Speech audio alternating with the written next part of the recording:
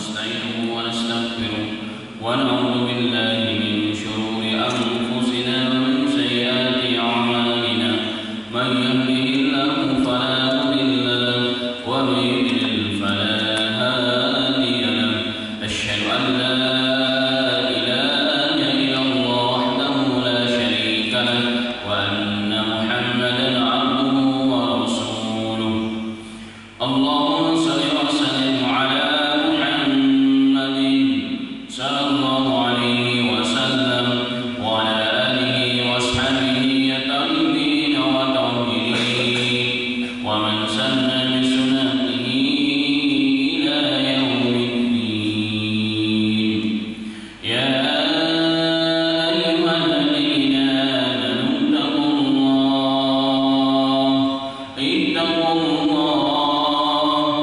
اتقوا الله حق تقاته ولا تموتن إلا وأنتم مسلمون يا أيها الناس اتقوا ربكم الذي خلقكم من نفس واحدة وخلق منها زوجها وبث منهما رجالا كثيرا ونساء واتقوا الله الذي تساءلون به والأرحام إن الله كان عليكم رقيبا يا أيها الذين آمنوا اتقوا الله وقولوا قولا سديدا يصلح لكم أعمالكم ويغفر لكم ذنوبكم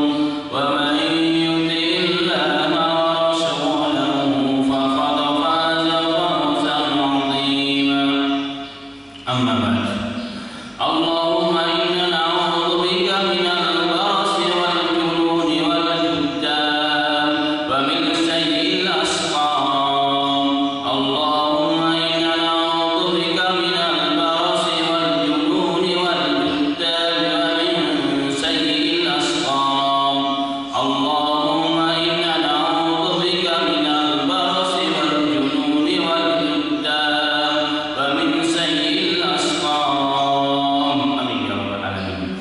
Amma ba'd, alhamdulillah ma'asyiral muslimin wal muslimat jemaah masjid salat subuh al-istiqamah yang dirahmati oleh Allah Subhanahu wa taala.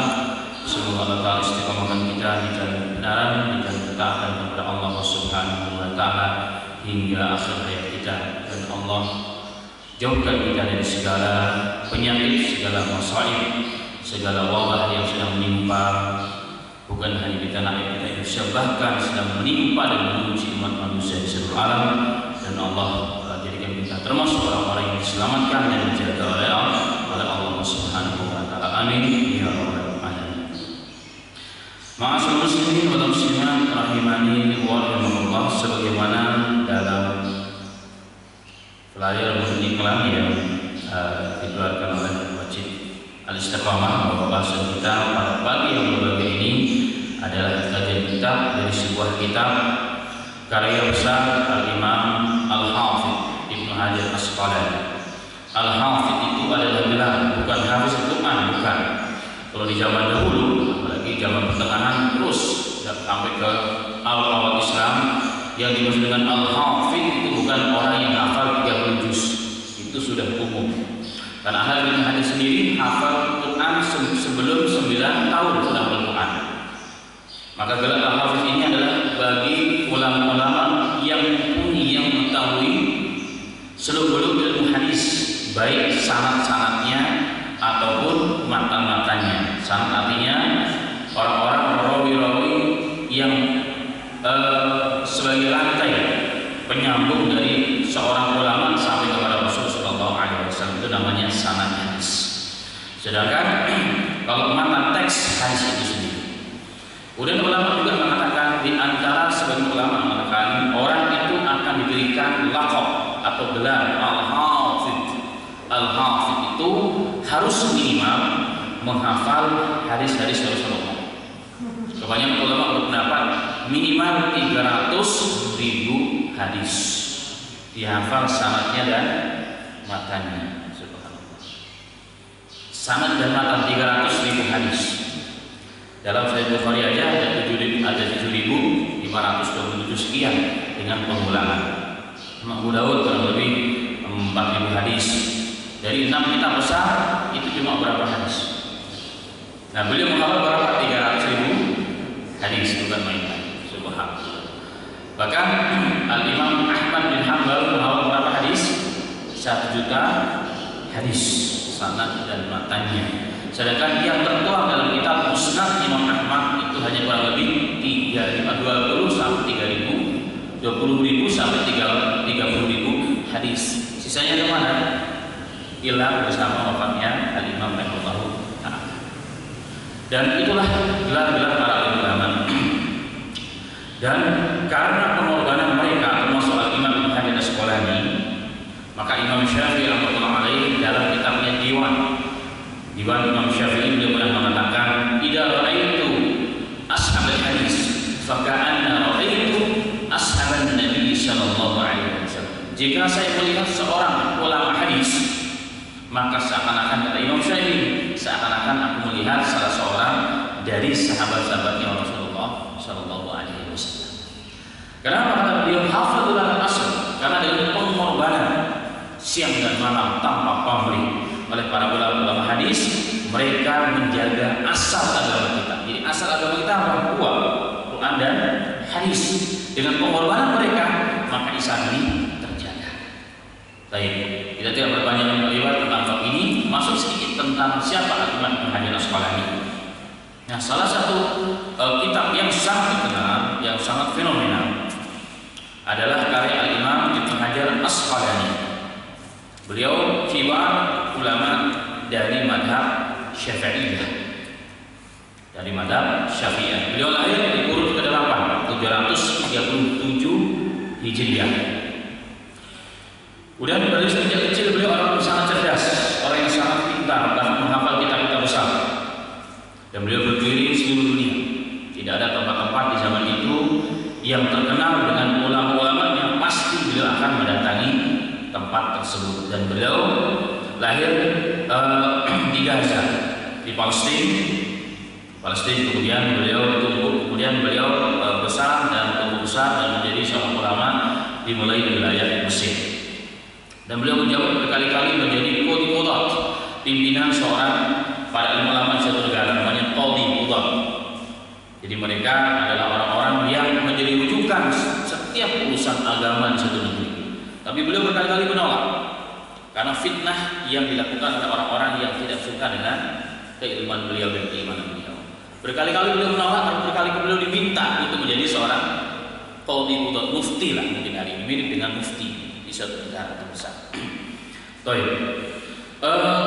Dan karya beliau sangat luar biasa. Di antaranya kitab yang sedang kita baca adalah Bulughul Maram. Kemudian kitab yang sangat luar biasa adalah Fathul Bari, Syarh Sahih Bukhari, Syarh Sahih Bukhari yang sangat terkenal, yang dicetak dalam 14, ada yang sebagai percetakan 17 jilid kitab itu. Dan juga kitab-kitab yang lain yang sangat luar biasa seperti Tahlil dan Hadis dan lain sebagainya. Dan hampir-hampir tidak ada ruang dan celah dalam ilmu Islam ini kecuali beliau mempunyai tuangan dalam karya-karya besarnya beliau. Rahimahullah ta'ala. Tetapi ada satu kisah yang masyhur tentang beliau, karena beliau dikenal dengan Ibnu Hajar. Jadi panggilannya beliau Ibnu Hajar, namanya sih Al-Alamah Al-Hafidh Abdul Fadil Ahmad bin Ali bin Muhammad bin Hajar Asqalani.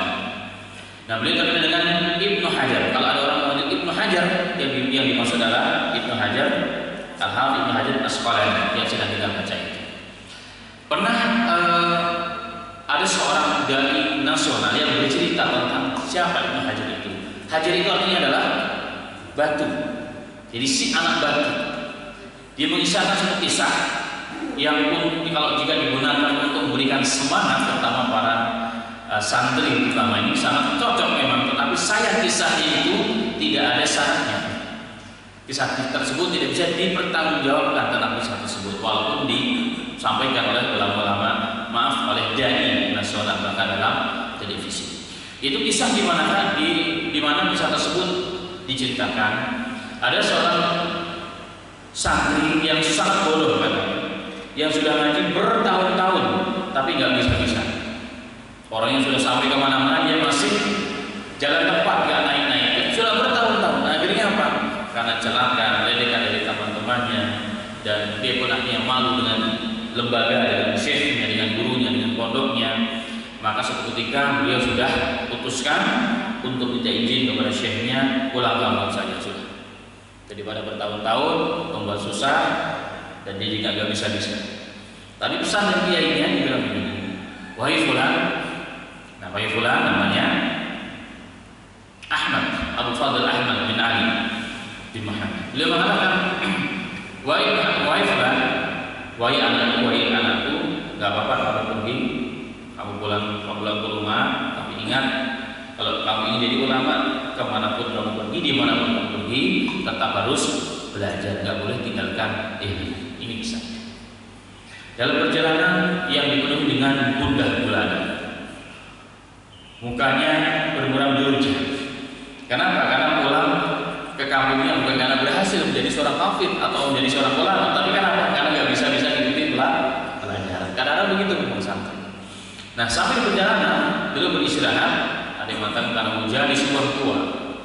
Ketika beliau termenung, tiba-tiba terdengar suara tik, tik, tik. Dia cari suara tersebut, ternyata air yang menetes pada sebuah batu.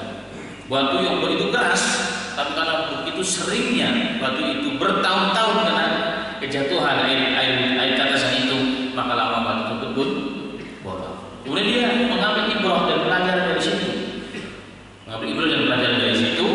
Dia mengatakan kalau sebuah batu yang begitu keras saja bisa lubang dengan tetesan air yang sangat kecil, apalagi saya seorang manusia, hati manusia ini lebih lembut daripada hati. Dengan ibarat tersebut dia balik ke pondoknya, dia balik ke lembaganya, datang kepada syekh. Kemudian dia lama setelah itu dengan semangat baru dan motivasi baru tentunya berubah menjadi seorang ulama di kemudian hari. Itulah yang jadi sepakat. Nah, kisah ini masyhur di mana-mana. Kisah ini sangat terkenal dan memang cocok untuk memberikan target semangat tasbih kepada siapapun, terutama kepada anak-anak yang sedang malas.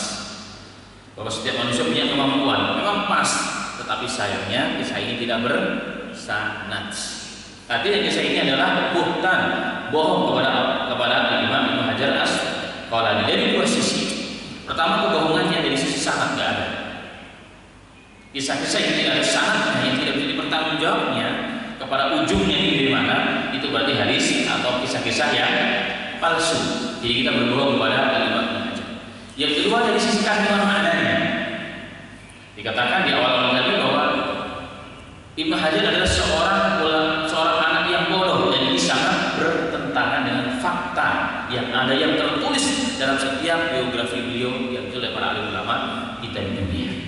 Bahkan beliau dikatakan seorang anak yang sangat cerdas, sebelum 9 tahun sudah hafal Quran, sudah hafal Quran, dan kita paham kalau dari kecil sudah hafal Quran itu seperti Al-Fatihah di lidah. Ya, dan banyak di mana-mana anak yang hafal Quran dari sejak kecil bahkan Quran di lidah. Sebab saya punya teman orang Afghanistan, dari kecil hafal Quran, kadang-kadang saking bandelnya, setahun itu beliau nggak ulang-ulang Quran, hanya begitu aja ulangnya. Tapi menjelang Ramadan hanya 1 bulan selesai Quran. Diulang dengan begitu kuat, luar biasa. Subhanallah. Ini orang yang hafal dari sejak kecil. Ditambah lagi beliau dari sejak kecil sudah menghafal kitab-kitab besar. Kemudian sejarah juga menyebutkan bahwa beliau anak seorang ulama, dan menjelang beliau wafat, orang tuanya, bapaknya berpesan, tolong anak saya nanti titipkan kepada si fulan dan si fulan. Dan dua orang ulama tersebut yang menjadi wasiat dari orang tuanya membimbing beliau sehingga beliau menjadi seorang ulama yang besar sebelum dia sampai dewasa. Ini Al-Imam Ibnu Hajar Asqalani. Itulah beliau, dan kita akan baca satu di antara tulisan beliau dalam kitab Bulughul Maram, satu hadis saja pada hari ini. Sebagaimana pada judul pelajarnya, tolak ukur kebenaran dan kesalahan, kebaikan dan keburukan. Baik, itu dalam kitab atau dalam bab yang terakhir namanya Kitabul Jami', kitab segala kumpulan hadis. Kalau yang punya itu bisa dilihat pada hadis yang terakhir dalam bab Kitabul Jami' babul adab pada hadis yang kedua. Baik, kita baca hadis. Diriwayatkan An-Nawas bin Sam'an al-Ansari radhiyallahu anhu sa'altu Rasulullah sallallahu alaihi wasallam 'anil birri wal ism faqala al-birru husnul khuluqi wal ithmu ma'aka fi sadrika wa karihta yutalli'a 'alaihi nas rawahu Muslim. Dari Nawas bin Sam'an al-Ansari, seorang sahabat namanya Nawas bin Sam'an dari kalangan orang-orang Ansar kalangan Madinah. Beliau mengatakan, sa'altu Rasulullah sallallahu alaihi wasallam 'anil birri wal ism.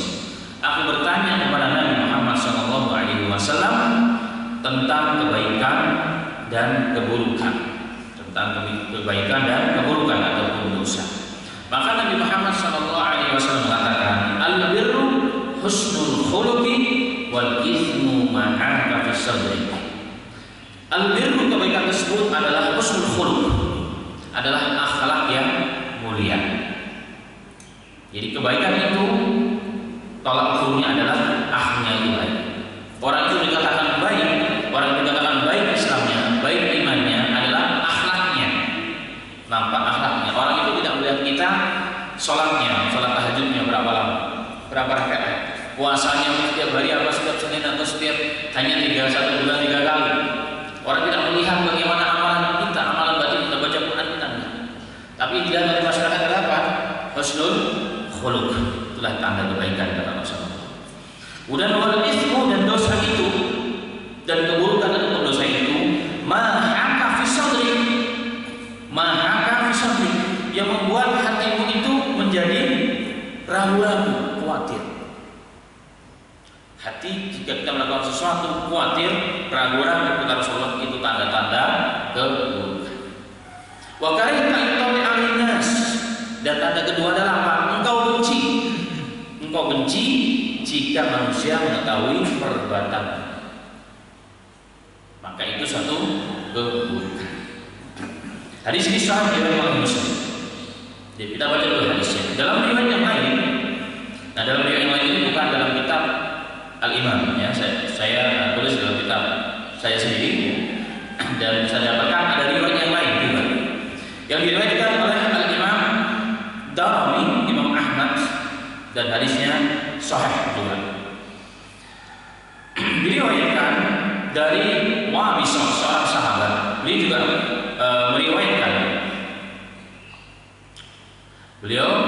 meriwayatkan ketika dia datang kepada Nabi Muhammad SAW, sebelum dia berbicara, Wabisah ini seorang sahabat, sebelum dia berbicara, maka Rasulullah tiba-tiba bertanya, "Jika tas'al 'anil birri wal ism?" Wahai Wabisah, kau datang kepadaku ingin bertanya tentang kebaikan dan keburukan dan dosa itu. Qultu na'am, ya Rasulullah, betul ya Rasulullah. Qala fajama'a asabi'ahu fa daraba biha sadrah. Maka Rasulullah menggenggam tangannya, dipukul dadanya. Tapi dengan pukulan apa? Pukulan saya. Itu banyak di suatu adat istiadat di negara-negara di luar Indonesia khusus, itu tanda saya itu dipukul kadang-kadang, pak begitu. Kadang kepalanya, tapi mereka nggak marah, dipukul dadanya. Karena apa? Pukulan saya ada sebagian seperti itu. Dia biasa juga punya syekh juga begitu. Kalau saya punya orang Pakistan, syekh Pakistan, ulama hadis, kalau saya kepala orang tempeleng. Tapi orang berebut supaya ditempeleng kepalanya. Karena apa? Pukulan saya. Nah ini dilakukan ternyata oleh siapa? Oleh Nabi Muhammad Sallallahu Alaihi Wasallam. Tapi kalau mungkin di tanah air kita budaya ini budaya yang dianggap kurang baik, kasar. Setelah Rasulullah memukul dadanya dan tanda pukulan saya, beliau mengatakan, istafti nafsa, istafti qadar ya wa bisah thalasa. Rasulullah mengatakan, tanyakan pada dirimu, tanyakan pada hatimu, sampai 3 kali. Tanyakan pada dirimu, tanyakan pada hatimu, tanyakan pada dirimu, tanyakan pada hatimu, wahai wa bisah. Al-birru ma'inna ilaihi nafs. Kebaikan itu adalah apa? Ma'ana ilaihi nafs, di mana hati kita akan menjadi tumanina tidak tenang jika melakukan perbuatan tersebut. Wa ma'anna ilaihi qalb, dan akan tenang pula hati kita. Jadi perbuatan yang baik itu tolak ukurnya adalah apa? Jika kita melakukan, hati pasti menjadi tenang. Hati tenang, hati kita tenang, perasaan kita tenang, diri kita tenang. Itu kebaikan. Ada nggak orang habis baca Quran yang tiba-tiba ngamuk-ngamuk bisa? Kalau bacanya benar, niatnya benar, nggak ada. Habis sholat rasanya tenang, ya kan? Habis kebaikan rasanya ada kepuasan batin. Itu berarti suatu kebaikan. Itu kata Rasulullah. Kemudian beliau mengatakan wal ismu ma haka fi nafsi. Sedangkan dosa itu ma haka fi nafsi. Ma haka fi nafsi, di mana hatimu akan menjadi gelisah jika melakukan itu. Wa taraddada fi sadri. Wa taraddada fi sadri, dan hatimu menjadi tidak tenang. Dadamu menjadi tidak tenang. Kalau kita harus melakukan sesuatu, walaupun orang tidak melihat, Allah tidak melihat, CCTV tidak melihat, keluarga kita tidak melihat, siapa tidak melihat, tapi itu gelisah, jangan-jangan itu dosa. Contohnya banyak, ya kan? Salam tempel itu banyak. Salam tempel ya, ketika ada tender biasanya para bos itu Masya Allah, nggak ada orang melihat, tapi hati itu langsung gelisah, takut kalau dilihat oleh manusia. Berarti perbuatan itu apa kira-kira? Baik apapun atau buruk. Makanya maaf para mantan pejabat, banyak orang yang tiba-tiba stres, tiba-tiba stroke. Kenapa? Padahal solusinya banyak, investasi di mana-mana. Ada sesuatu yang dia simpan, yang hanya dia yang tahu, dia dan Allah tentunya. Ada perbuatan yang dia kalau tahu habis. Nah ini banyak terjadi.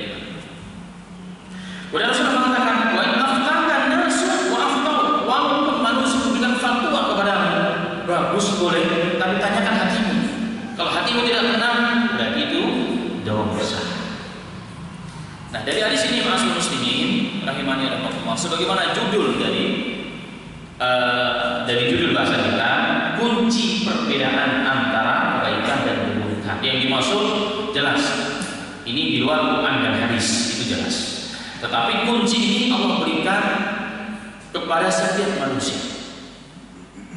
Jadi ternyata manusia itu diberikan berkah oleh Allah. Mungkin dalam bahasa selain Islam disebut dengan insting. Karena ada disebut dengan wahyu dalam bahasa Islam wahyu, tapi insting yang dimaksud. Dan ini sesuai dengan firman Allah Ta'ala. Allah berfirman, wa a'ta kullu syai'in khalqa summa hada. Allah memberikan kepada ciptaannya segala sesuatu yang dibutuhkan, kemudian Allah memberikan petunjuk. Dan ini salah satu alat atau sarana yang Allah berikan sebagai rahmat bagi hamba-hambanya di dunia ini. Bekal yang ada pada setiap manusia. Kunci membedakan. Jadi manusia punya pembeda antara hak dengan yang batil, yang buruk dengan yang baik. Makanya kita lihat dari ini, orang-orang yang tidak Islam pun mereka tahu kadang-kadang melakukan perbuatan yang sangat baik. Siapa yang menggerakkan hati mereka? Ketika negara kita kena bencana alam, banyak juga di antara mereka yang menolong, yang berbagi. Dalam kondisi pandemi ini ternyata bukan hanya orang Islam yang peduli dengan sesama, ternyata siapa? Banyak orang non-Muslim pun juga peduli. Pertanyaannya, siapa yang mengajarkan? Inilah insting, inilah rahmat Allah yang Allah berikan kepada setiap manusia. Bahkan bukan hanya manusia, makhluk Allah yang lain. Kita lihat hewan juga mengerti ini. Bahkan hewan kadang-kadang lebih ajib daripada manusia. Sampai kalau lahir langsung bisa lari dan langsung bisa mencari putih susu ibunya, putih induknya. Bayangkan kalau ada anak dari manusia yang lahir langsung lari, apa yang terjadi kira-kira? Disebut bayi apa? Bayi ajaib. Subhanallah, Allah berikan petunjuk. Inilah petunjuk yang Allah berikan kepada setiap manusia. Maka anak kecil pun yang belum mukallaf, yang belum mendapatkan kewajiban syariat pun mereka tahu mana yang baik, mana yang buruk. Maka mereka disebut dalam fase ini mumayyiz, orang yang sudah bisa membedakan, anak yang sudah bisa membedakan antara baik dengan buruk. Ini umur-umur mumayyiz, setelah balita biasanya. tapi belum dewasa, belum remaja, masih kecil, mungkin 5 tahun sudah mulai paham. Ini boleh, ini nggak boleh, ini api, ini nggak boleh, dan seterusnya. Ini namanya mumayyiz, itu mumayyiz. Dan ini sekali lagi bentuk rahmat Allah Subhanahu wa Ta'ala yang Allah terangkan kepada hamba-hambanya. Makanya ma'asyiral muslimin rahimani wa rahimakumullah, Allah Ta'ala juga berfirman dalam Al-Quran, ala lahul khalqu wal amru tabarakallahu rabbul alamin. Ala lahul khalqu wal amru. Ketahuilah hai manusia, Allah itu adalah Tuhan yang zat yang berhak untuk menciptakan dan untuk mengurus seluruh aturan makhluk-makhluk yang diciptakan oleh Allah Subhanahu wa Ta'ala. Tabarakallahu rabbul alamin. Maha suci Allah, Tuhan semesta alam. Artinya apa? Allah ketika menciptakan, menyiapkan ciptaannya itu dengan apa? Segala hal yang dibutuhkan untuk melangsungkan kehidupannya, baik di dunia dan juga sampai ke akhirat. Inilah satu di antara bekal yang Allah berikan kepada kita. Itu tadi pembeda insting di dalam hati setiap manusia, apalagi orang-orang yang beriman. Dan itulah ma'asyiral muslimin rahimani wa rahimakumullah. Tetapi para ulama mengatakan bahwa kunci pembeda yang Allah berikan pada hati setiap manusia itu bisa pupus, bisa menjadi mati. Ketajaman sinyal yang menangkap sinyal yang ada yang kita lakukan di anggota badan kita itu bisa mati dan pupus. Dengan apa? Dengan dosa. Dengan dosa. Karena Nabi Muhammad SAW dalam hadis yang sahih beliau mengatakan dari riwayat Abu Hurairah radhiyallahu anhu, "Inna 'abda idza akhta'a khati'atan nuqita fi qalbihi naqtatun." Sesungguhnya seorang hamba itu jika dia berbuat dosa dan keburukan, maka hatinya ada setitik hitam yang menjadi pewarna dalam hati kita yang tadinya putih. Anggaplah hati kita putih kertas, maka kita buat dosa, ada satu hitam, itu tinta hitam nempel dalam kertas tersebut.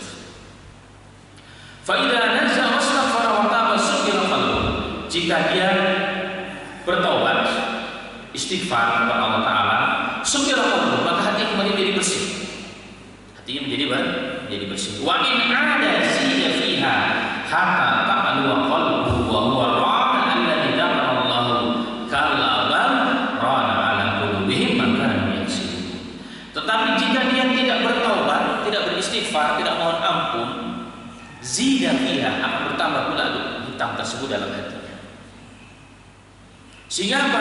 Sehingga kehitaman tersebut akan menguasai hatinya, maka hatinya menjadi hitam kelam. Itulah yang difirmankan oleh Allah Ta'ala dalam Al-Quran, kalla bal rana ala qulubihim ma kanu yaksibun. Allah mengatakan kalla Allah mengatakan, oh sama sekali tidak demikian. Sebenarnya yang membutakan hati manusia, yang mengunci hati manusia itu bukan Allah hakikatnya, tapi siapa? Mereka sendiri. Dengan apa? Dengan dosa-dosa yang mereka lakukan. Artinya ma'asyiral muslimin wal muslimat, jika kita lakukan suatu dosa, tidak beristighfar, tidak mohon ampun kepada Allah, maka titik hitam nempel dalam hati kita. Terus kita tambah lagi semakin hitam, sehingga apa? Hati kita menjadi gelap, gulita, hitam, sehingga bahkan berkarat. Kalau sudah begitu, maka sudah tidak bisa membedakan antara yang baik dengan yang buruk. Makanya kita lihat hari ini sudah dinasihati, ya kan? Kurang apa nasihat secara lisan, tulisan, bahkan bencana malapetaka ada di hadapan kita, tapi hati kita tidak tergerak, tidak menisbahkan ini semua ujian dari Allah Subhanahu wa Ta'ala. Kenapa demikian? Kok bisa seperti itu? Karena hatinya sudah gelap. Kita lihat, kok ada orang begitu tega ya dengan bangsa dan masyarakat sendiri, menjual negara. Subhanallah, ada orang yang tega menari-nari bersama-sama di atas kesengsaraan rakyatnya dan bangsanya dan orang. Kok bisa, kok tega gitu maksudnya? Karena kita berpikir kok kayak begitu, kok ada orang kayak begitu, hatinya begitu keras, lebih keras daripada batu. Itu pertanyaan kita sendiri. Ma'asyiral muslimin wal muslimat, sesungguhnya perkara besar yang oleh manusia, apalagi berupa dosa itu nggak ujuk-ujuk kayak begitu, nggak bujantan tiba-tiba dia mau melakukan itu, tidak, tapi ada upaya proses sedikit demi sedikit. Dia lakukan dosa kecil, dosa besar. Kemudian apa yang terjadi kalau sudah begitu? Maka hatinya menjadi mati. Itulah yang dimaksud firman Allah.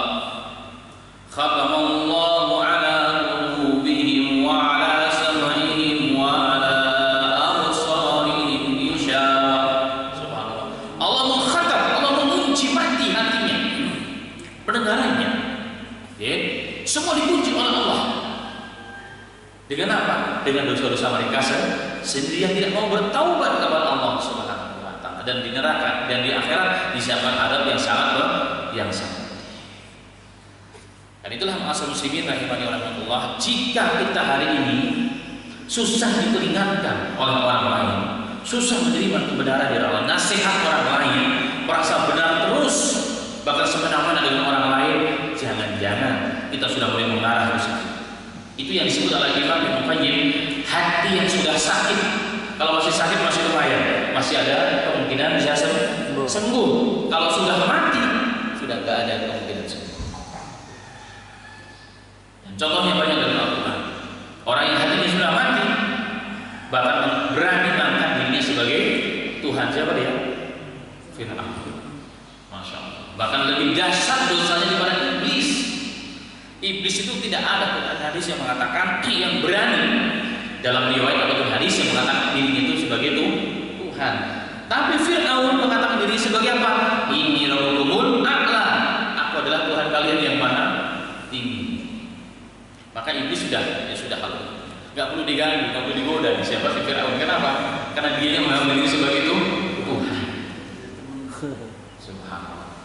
Yang jadi pertanyaan kembali, kok bisa kayak begitu? Ya, karena terbiasa melakukan dosa-dosa dari kecil. Kan biasa tuh meninggalkan sholat ya. Awalnya takut, tapi sekali meninggalkan dosa, nggak meninggalkan sholat berapa? Banyak. Kedua biasa, nggak kenapa-napa. Ketiga bisa. Lama-lama meninggalkan sholat beneran. Kalau kebenaran sudah ditinggalkan, lama-lama berbuat dosa juga biasa. Makanya ada orang yang berbuat dosa, sombong dan pamer. Ada nggak begitu? Banyak. Dia berbuat dosa, berantem dengan istrinya, di-share di media massa. Subhanallah. Pada Rasulullah mengatakan, "Kula bani Adam mu'afin." Setiap keturunan Bani Adam akan diampuni dosanya.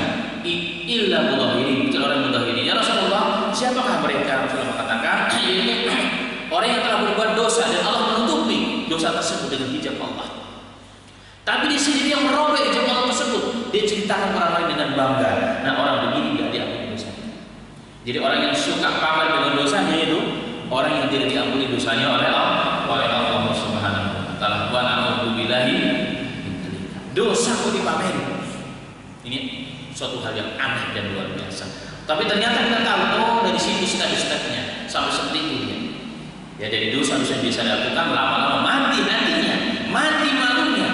Padahal malu adalah sebagian daripada iman. Kalau orang masih punya malu, nggak akan berani menunjukkan dosa orang lain.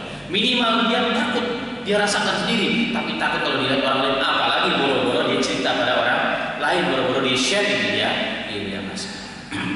Nah, inilah satu nikmat, satu rahmat yang Allah berikan kepada manusia, khusus orang-orang yang beriman. Baik, kemudian masuk kepada poin berikutnya. Dari hadis ini juga masuk muslimin rahimahullah Allah, kita melihat bahwa sahabat radhiyallahu anhum itu dalam banyak riwayat datang kepada Rasulullah itu tidak pernah bertanya tentang dunia. Dari sekian kitab yang begitu banyak, kutub sittah katakan Sahih Bukhari, Sahih Muslim, Ibnu Majah, Tirmidzi, Abu Dawud, Nasa'i, yang lain sebagainya, itu tidak pernah bercerita seorang sahabat datang kepada Rasulullah untuk minta dunia, kecuali hanya satu sahabat. Dan Rasulullah menasihatinya, kemudian dia bertobat kepada Allah. Yang lainnya datang kepada Rasulullah yang ditanyakan apa? Tentang bagaimana dia menjadi orang yang baik. Seperti ini ya Rasulullah, tunjukkan kepada ya Rasulullah kunci supaya saya bisa membedakan apa itu kebaikan, apa itu keburukan. Saya nggak perlu tanya ke orang ya Rasulullah, tapi saya tahu sendiri. Ini perkara yang besar yang ditanyakan oleh para sahabat radhiyallahu anhum Dan Rasul Shallallahu Alaihi Wasallam mengatakan, wahai sahabatku, sesungguhnya kebaikan itu tandanya adalah al-birru husnul khuluq. Jadi tanda kebaikan pertama adalah itu dapat dilihat oleh kita sendiri adalah husnul khuluq, akhlak yang mulia.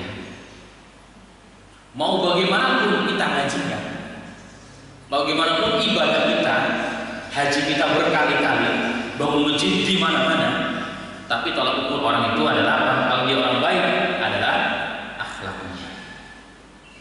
Kan ada orang yang pulang haji itu menjadi lebih lembut, lebih tawadu, ya kan, lebih apa namanya sakhah, dermawan. Tapi ada sebaliknya, pulang dari haji untuk melakukan ibadah tambah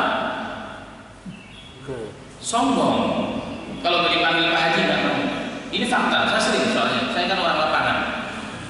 Kalau musim haji, waktu mahasiswa agama ya.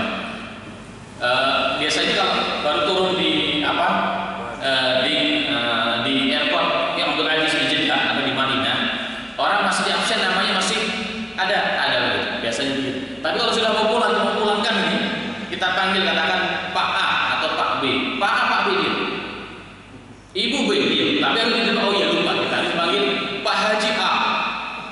Ada Pak Ustaz. Hajah pulang ada. Tapi kalau nggak dikasih itu nggak mau. Tidak terjadi. Ini baru masih di tanah Saudi, ini masih belum sampai ke Indonesia. Belum sampai ke Indonesia sudah seperti itu Pak. Jadi, sudah seperti itu.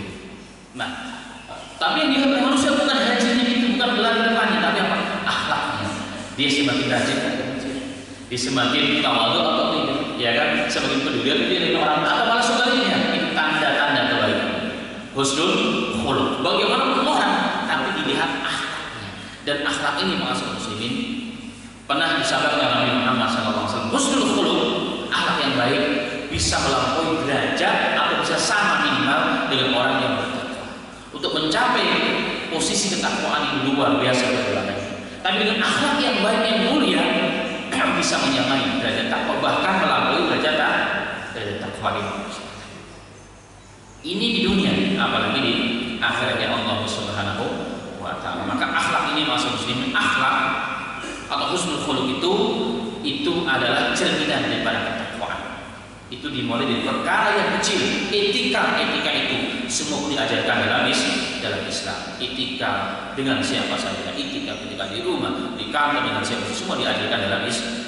Semua Allah berikan taufik kepada kita menjadi orang yang baik akhlak. Dan akhlak yang baik, maka banyak orang-orang non muslim masuk ke dalam Islam tanpa banyak bicara di zaman Islam. Orang berbondong-bondong masuk kepada Islam, masuk kepada Islam. Seorang ulama dari Mesir tahun 60-an pernah keliling ke wilayah Eropa dan wilayah Amerika. Pulang-pulang dia menulis kitab. Satu di antara kitabnya isinya kesimpulan Islam tersebut beliau mengatakan, lama dahatu ila Eropa wa Amerika wajadtu Islam ma wajadtu muslimin. Ketika aku berkeliling di wilayah Eropa dan Amerika, aku pulang dan aku dapat di sana ternyata apa yang kulihat, aku melihat Islam di sana diamalkan, tapi aku tidak melihat orang Islam. Apa maksudnya? Orang Islam diamalkan di sana.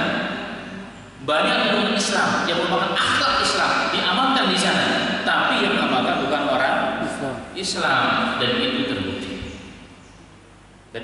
Contoh beberapa bulan kemarin saya diskusi dengan seorang pengusaha Muslim yang baru selesai dipanggil oleh Depak atau Kementerian Agama, kalau tidak sama saja, bercerita di mana Indonesia ini sedang mengangkat apa namanya halal food, ya kan, di mana sedang giroh-girohnya Indonesia. Tetapi dikatakan negara yang paling menduduki peringkat pertama tentang masalah halal ini bukan negara Islam, bukan negara Islam, tapi negara apa? Jepang. Dalam satu bab, dalam itu. Nah, ini menunjukkan memang Islam banyak diamalkan di negara-negara non-Muslim. Nah, ini akhlak maksudnya. Itu tanda kebaikan yang utama, dan akhlak yang baik. Yang kedua, kata Nabi Muhammad SAW, ini pada hadis yang kedua. Kebaikan tersebut adalah yang membuat hati kita menjadi tenang. Jika kita mengamalkan sesuatu, hati menjadi tenang, maka itu tanda kebaikan. Yang ketiga, kadang-kadang ada rasa ingin itu diketahui orang lain. Satu contoh, hari ini dengan media massa yang luar biasa, ya, tiba-tiba jam 3 malam ada bunyi anting, kita lihat bangun. Waktu bagus saja. Istirahat sejenak, habis tahajud dan habis baca Quran. Orang sedang tawaf, tiba-tiba cereng keluar ke berpihak kita, istirahat sejenak, habis tawaf 7 kali. Sekarang pertanyaan, siapa yang bertanya kepada Anda? Nggak ada kan? Ngapa ini desain itu kayak begini? Itulah tanda kebaikan sebenarnya. Ada rasa hati itu ingin bercerita, supaya diketahui orang lain. Berarti memang di dalam kebaikan. Tapi keinginan itu keinginan yang menjadi godaan daripada syaitan. Hati jadi tenang. Maka kebenaran itu selalu menenangkan hati. Maka orang yang benar, yang selalu dalam kebenaran, tenang hatinya. Mau ditangkap polisi, bahkan mau dibunuh, dia tenang. Kenapa? Karena dia dalam kebenaran. Dia akan tenang, dia akan kuat, dia akan istiqomah dalam kebenaran tersebut. Nah, sebaliknya, tanda dan ism, dosa dan keburukan, kata Nabi Muhammad SAW, baik pada hadis pertama dan hadis kedua, mahaka fi sadri, yang membuat hatimu menjadi gelisah. Hati menjadi gelisah, walaupun orang tidak tahu, hati menjadi gelisah, menjadi tidak tenang. Kemudian Rasulullah mengatakan, wa karihta ayyutali alaihin nas, dan engkau akan benci jika perbuatanmu itu diketahui oleh manusia. Makanya sejahat-jahatnya manusia, muslimin, sejolim-jolimnya manusia, ada kalanya masa ini akan datang. Kan manusia nggak akan satu umur, pasti akan naik menjadi tua. Kalau betul biasanya sudah dekat dengan ajalnya, hati dia gelisah. Maka banyak ini orang yang jahat saat dia kaya, saat dia punya dalam kondisi dan kedudukan yang baik, melakukan segala hal yang diinginkan, nggak mengindahkan orang lain. Masa tuanya dia akan takut sendiri, gelisah. Dia banyak bertanya, Ustaz, kira-kira dosa saya bisa diampuni apa enggak? Nah, beberapa tanya, kalau ada yang tanya, Ustaz, kira-kira saya diampuni dosanya apa enggak? Saya tanya, kenapa Pak? Saya dulu ditugas dengan komandan untuk bunuh orang. Pencuri doang saya tembak mati. Ada cuma pencuri doang saya tembak mati. Koruptor nggak ditembak mati, tapi pencuri ayam ditembak mati. Kira-kira diampuni nggak dosa? Tapi saat dia masih tugas, baru-baru jadi anggota setahun atau 3 tahun, kalau nggak disuruh nih bagi orang. Tapi kalau sudah tua, datang masa ini, rasa takut itu pasti ada. Makanya Rasulullah pernah menggambarkan dalam hadis yang sahih. Dahulu ada seorang yang begitu bingas, zalim dan jahatnya, membunuh berapa? 99 orang. Gagal berani. Di zaman jahiliyah membunuh orang itu ada satu keberanian, satu kehebatan. Tapi manusia itu masih ada kebaikannya. Maka dosa yang dilakukan manusia pasti akan membuat orang gelisah. Jika datang masanya, ketika biasanya sudah tua, gelisah, maka dia ingin kembali kepada Allah. Maka dia cari orang untuk berdiskusi, untuk sharing.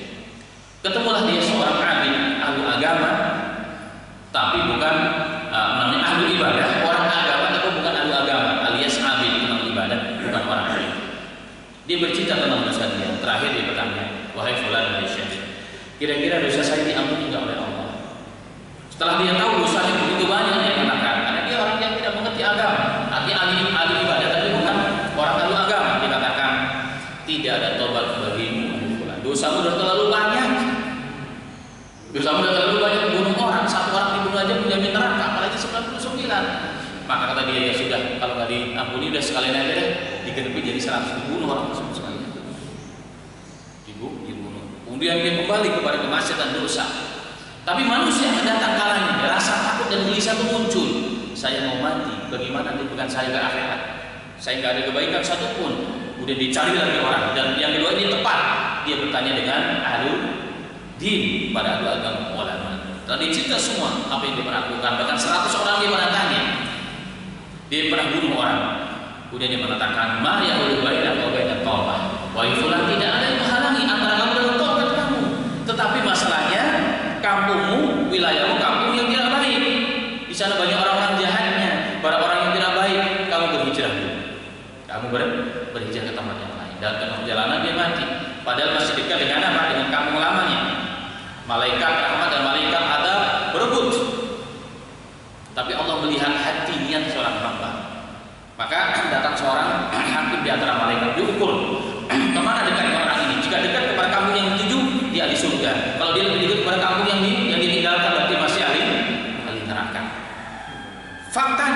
mestinya dia lebih dekat kepada kamu yang ditinggalkan. Berarti separuh perjalanan belum, tapi Allah mengetahui niat hati seorang manusia. Allah perintahkan kepada bumi, wahai bumi, menjauhlah engkau dari tempat kampung yang ditinggalkan. Setelah diukur oleh malaikat, ternyata apa? Dia termasuk ahli surga. Ini bukti, maksud hadis ini bukti bahwa sejahat-jahatnya manusia, sehebat-hebatnya dia dulu saat masih muda, saat menjadi seorang yang kaya raya, punya pengaruh, ada masanya. Ingat, ada masanya. Kemarin kami bersama orang tua yang polisi datang ke kantor polisi, ada urusan polisian. Kadang-kadang kita ada urusan dibuat susah. Kurang lebih bapak diberitahukan, bang, setelah dia mengenalkan dirinya dan bahkan dia bilang, banyak teman-teman saya sudah pada mati ketika di sini. Kenapa Pak Komandan? Karena waktu tugas tidak jujur. Setelah tugas banyak stres, ketakutan, akhirnya apa? Stroke, mati mendadak. Akhirnya apa? Langsung berubah seketika si polisi. Ini fakta, mas ini. Di mana-mana orang itu pada rata ketika masih ada jabatan.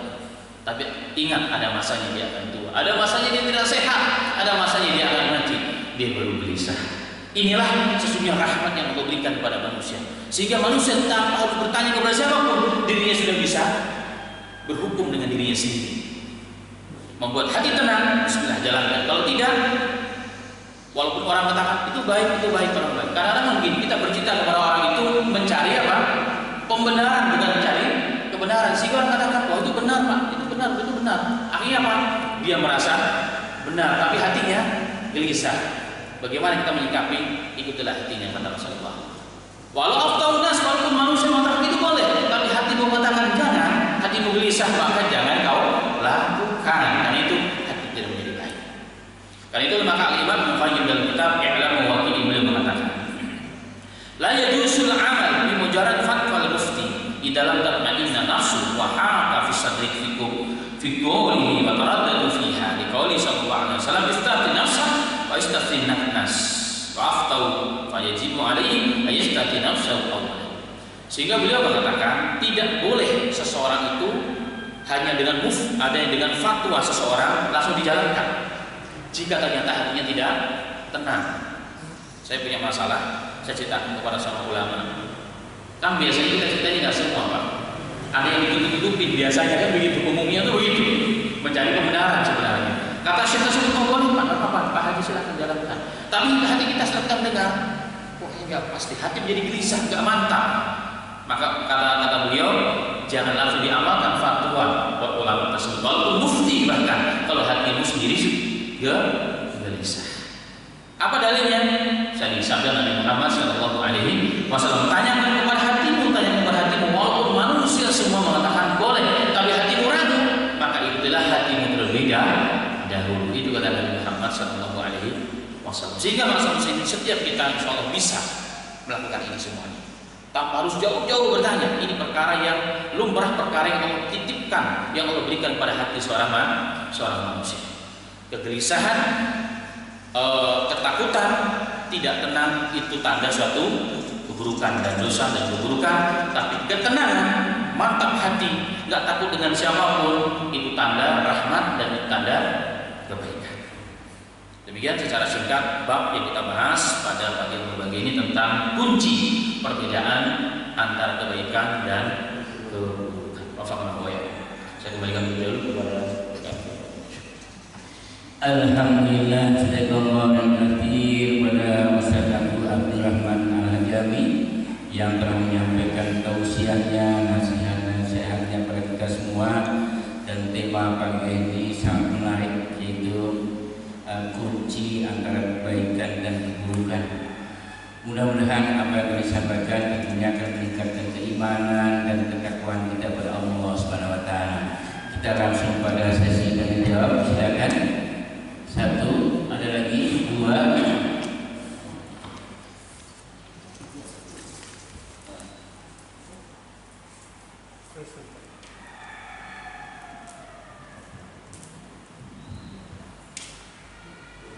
Assalamualaikum warahmatullahi wabarakatuh. Tema yang disampaikan itu bagus. Kemudian saya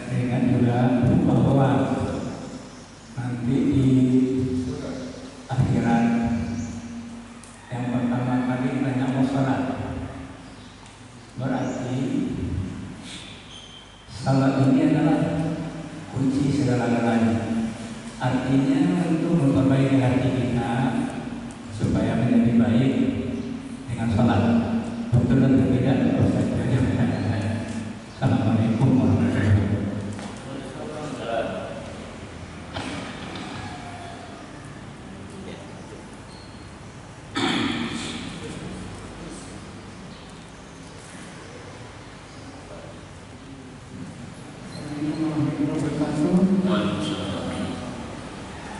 Dengan topik yang kita bicarakan mengenai kunci kebaikan dan keburukan, kita kan menginginkan supaya akhirnya kita kan husnul khuluq, bagaimana akhlak yang baik buat kita. Tapi kadang-kadang membingungkan antara ujub diri dengan ingin berbuat baik, karena kadang-kadang persepsi orang kita ingin berbuat baik, tapi orang bilangnya mah ujub gitu, Pak. Itu saja.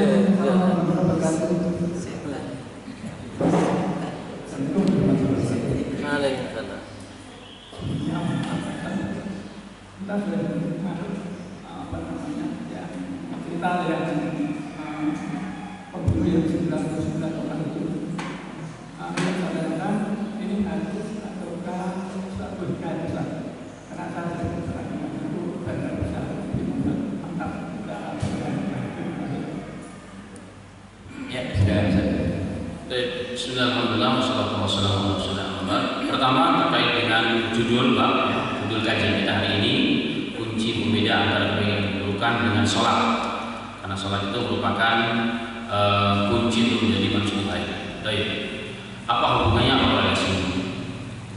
Baik. Saya katakan tadi di awal bahwa kunci kebaikan dan keburukan yang Allah berikan pada hati manusia ini adalah rahmat yang Allah berikan pada semula jadi. Jadi manusia sudah ada semua di bab ini. Nah, tinggal kalau ingin menjaga dan menajamkan sinyal ini, maka tentunya dengan menambah kebaikan. Nah, satu di antara kebaikan yang paling baik yang merupakan induk dari segala ibadah adalah sholat. Makanya sholat adalah awal amalan yang pertama kali akan dihisab sebagaimana beliau Tirmidzi pada hari kiamat adalah tentang sholat. Dan Allah telah memberikan fadilah dalam Quran, inna sholata tanha anil fahsya'i wal munkar, bahwa sholat itu yang dijalankan dengan benar, sesuai dengan tuntunan yang benar, caranya benar, dan niatnya benar karena Allah, pasti dianya akan menjadi apa? Menjadi tanha, akan menghalangi kita dari perbuatan keji dan munkar. Itu sudah jelas. Jadi perbuatan keji dan munkar. Maka sholat, untuk menjadikan sholat itu betul-betul berkualitas, tandanya adalah mampu menghalangi kita semakin dari perbuatan yang keji dan munkar. Dan sinyal yang tadi kita sampaikan itu menjadi semakin tajam. Semakin tajam, kayaknya ini nggak pas, jadi gelisah, nggak cocok. Ini semakin kuat dengan adanya apa? Dengan sholat yang terus ditingkatkan kualitasnya. Jadi yang penting adalah apa? Kualitasnya, kualitas bagus. Tapi yang pertama, yang paling penting adalah kualitasnya. Ini penting maksudnya ini. Oh, mungkin orang bertanya, Ustaz, si fulan kayaknya rajin banget ke masjid. Bahkan dia salah satu pengurus masjid. Tapi kok kayaknya akhlaknya nggak baik gitu. Ya kan? Ngomongnya masih nyelekit, istilahnya tajam ke hati orang gitu. Terus dan seterusnya. Jadi gimana ini? Yang salah itu bukan sholatnya, tapi orangnya yang salah. Pertama mungkin niatnya, mungkin sholatnya yang belum sesuai dengan arahan daripada Nabi kita Muhammad Sallallahu Alaihi Wasallam. Tapi kalau saya bilang masih bersyukur, kenapa? Dalam kondisi musim itu malu ngurusin masjid. Kalau saya bilang harus bersyukur, kenapa? Masih orang kayak begitu masih mengurusin masjid. Orang muslim itu artinya peduli dengan orang lain, peduli dengan Islam, peduli dengan jemaah. Dan Rasulullah mengatakan dalam hadis yang lain, khairun nasi anfa'u linnas, dan riwayat Tabarani hadis sahih, sebaik-baik manusia itu adalah yang paling bermanfaat bagi manusia. Taruhlah dia belum menjadi orang yang sempurna baiknya, lisannya masih tajam, masih kasar, temperamennya masih tinggi, tapi sudah bermanfaat banyak bagi manusia. jauh lebih baik daripada orang yang baik tapi untuk dirinya sendiri. Nah sisanya kita doakan diam-diam, ya Allah, dia pengurus masjid contoh bagi kami, tolong ya Allah jagalah akhlaknya supaya engkau jaga akhlaknya ya Allah, terus berzikir dia. Maka kata malaikat kami juga begitu. Tapi itu yang pertama. Nah yang kedua terkait dengan takut melakukan kebaikan karena akan menimbulkan kita takut kepada kebaikan karena kita takut nanti dibilang ujub sok soleh dan sebagainya. Itu namanya takut dan ketakutan, itu dari syaitan. Takut melakukan kebaikan karena takut, kan karena takut juga takut karena takut, maka itu jadi karena dari bisikan syaitan. Beribadah karena manusia itu namanya apa? Ria jika di pertengahan, Pak. Tapi kalau dari awal syirik juga sebenarnya namanya. Jadi ria itu begini, saya ke masjid karena Allah, ya. Tiba-tiba lagi sholat ada tetangga atau ada Pak RW, wah dibusuk-busukin, berubah niat, itu ria namanya. Itu ria. Kalau begitu terus sampai assalamualaikum, maka amal kita salat kita habis. Tapi kalau dari awal niatnya untuk mencari selain Allah, itu namanya syirik sebenarnya dalam akidah, dan itu dosa besar. Lalu bagaimana kalau begitu? Bismillah kita lakukan. Ya kita lakukan apa yang kita bisa dengan tetap berusaha menjaga terus dan doa kepada Allah Subhanahu wa taala. Memang perkara ikhlas itu, makanya saya katakan ikhlas itu doanya apa? Allahumma paksakan. Jadi doa supaya menjadi orang baik, Allahumma paksakan. Awalnya malu, apalagi teman-teman kita yang memang agak jarang ke masjid. Mau ke masjid itu Pak, itu kayak di atas kepala itu gunung. Ada rasa malu, ada rasa nggak pede, takut nanti dibilang. Jadi kalau ditanya tumben Pak, itu takutnya. Ya kan? Kok tumben Pak ada apa di ke masjid? Saya punya teman orang paling bangga. Ketika dia jadi preman nggak sholat, apa minum-minuman nunggu orang diem aja, nggak ada yang ngomongin. Tapi ketika dia sudah mulai pakai baju gamis, ke masjid pakai topi putih, dibilang, kok jadi Pak Haji sekarang ya? Karena jin apa dia tiba-tiba mau sholat? Kata dia, ucapan ini beratnya luar biasa. Ini yang ditakutkan oleh orang yang dulu di masjid. Ditanya, tuh Pak ada apa ke masjid, ada masalah ya? Dan umumnya orang ke masjid kan ada masalah, ini berat. Itu memang berat. Maka kita pun orang yang sudah biasa masjid, tolong tahan kita punya lisan. Boleh ngomong dalam hati tapi tahan di lisan, karena membuat teman kita ini yang tadi mau ke masjid jadi apa? Takut ke masjid. Nah, tapi kita harus bilang, jika niat Anda karena Allah, lakukan. Sisanya kita serahkan kepada Allah. Makanya seorang ulama mengatakan, Sufyan Ats-Tsauri mengatakan, aku tidak pernah mengobati suatu penyakit yang lebih berat, lebih parah dan lebih lama melebihi apa? Niat luar biasa. Niat ini perkara yang paling berat, termasuk yang berbicara dalam bentuk ikhlas. Niat ini sampai mati kita perjuangkan. Tapi kalau kita nggak ada usaha bagi kita memperjuangkan, harus kita latih, harus kita paksakan memang. Awalnya sholatnya mungkin nggak enak tetangga. Kita baru pindah, sampingnya Pak DKM contohnya. Dia balik diketok pintunya, Pak, Bapak kan orang baru, kita ke masjid. Kalau Bapak nggak tahu jalannya satu pintu ke masjid. Setiap hari dia tahu, lama-lama dia Pak, ini Pak DKM begini banget, akhirnya nggak enak dia tetangga. Pertama nggak enak, Pak. Kedua masih nggak enak. Ketiga lama-lama nyaman di masjid. Lama-lama apa? Ikhlas karena Allah. Artinya niat kebaikan itu harus dipaksakan. Saya nggak mau bersedekah kalau saya nggak ikhlas. Ya sampai mati kita nggak mau sedekah. Ya kan nggak mau sedekah. Masjid lagi perlu dibangun ini. Dia bilang kan katanya kata Ustaz kalau amal itu harus sedekah, yang penting itu ikhlas dalam sedekah. Saya nggak mau sedekah karena belum bisa ikhlas. Nah ini hal yang salah. Harus dipaksa. Awalnya mungkin karena orang, karena nggak enak, lama-lama insya Allah karena Allah Subhanahu wa Ta'ala. Baik. Kemudian yang ketiga tadi, kalau nggak salah saya dengar tadi tentang hadis yang saya ceritakan tadi, itu khulasah dari hadis yang cukup panjang, hadisnya sahih Pak. Ya, hadisnya sahih yang kisah seorang pembunuh yang membunuh 99 kemudian digenapkan menjadi 1, itu hadisnya sahih dari Nabi kita Muhammad SAW, dan Rasul bercerita tentang umat terdahulu. Bukan umat ini, umat terdahulu.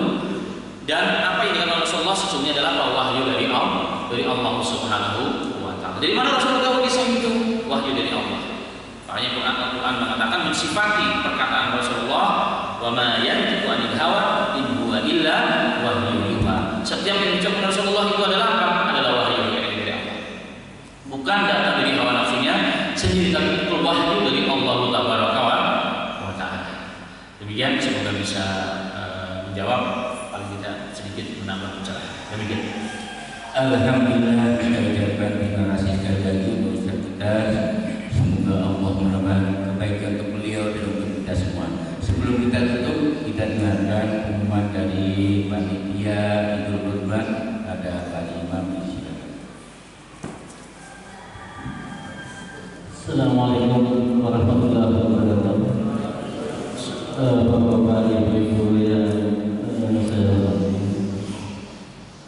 kami ambil pelajaran dari guru kami pagi ini. Ujian kami adalah antara kebaikan dan keburukan. Kami mewakili panitia Idul Adha. Kita ambil yang kebaikan, Ustaz. Kebaikan harus dipaksa. Otomatis panitia Idul Adha berani menyampaikan kebaikan, terutama dalam keadaan COVID yang seperti ini. Kalau untuk menyampaikan agak gimana ya, kurang berani, tapi diperhatikan karena untuk kebaikan harus dipaksa. Jadi panitia Idul Adha Masjid Al-Istiqomah, alhamdulillah, untuk disampaikan pada hari ini sudah berkumpul satu kelompok sapi, terutama untuk mengajak kebaikan kepada jamaah. Marilah untuk bersama-sama untuk meramaikan kita juga pertemuan kita ini adalah untuk berkorban. Jadi panitia menyediakan sapi seberat 370 kg ya, untuk kolektif ya. Berat 370 kg dengan harga 21.350.000. Jadi kalau untuk kolektif dalam satu sapi 7 orang, jadi satu orang dikenakan 3.050.000 rupiah, termasuk sudah ongkos pemotongan dan penyesetan. Ini kata Ustaz tadi adalah kebaikan harus dipaksa. Pertama berat, tapi insya Allah ya sudah. Itu aja yang kita bisa sampaikan. Apabila ada yang mau berkorban, boleh langsung menghubungi panitia atau lewat transfer rekening sudah tertera di situ. Itu aja